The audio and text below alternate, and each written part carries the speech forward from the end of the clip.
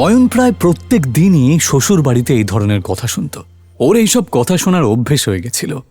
ওরা সবাই এই রকম ব্যবহার করলেও ও এদেরকে ক্ষমা করে দিত। হ্যাঁ দাদু, বলো। তোমার অ্যাচিভমেন্টের জন্য পুরনো বাড়ির লনে একটা পার্টির আয়োজন করেছি।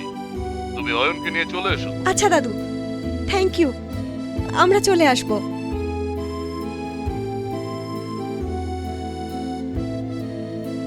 কি বললেন? দাদু পুরনো বাড়ির লনে পার্টি অ্যারেঞ্জ করেছেন, আমাদের দুজনকেই যেতে বলেছেন।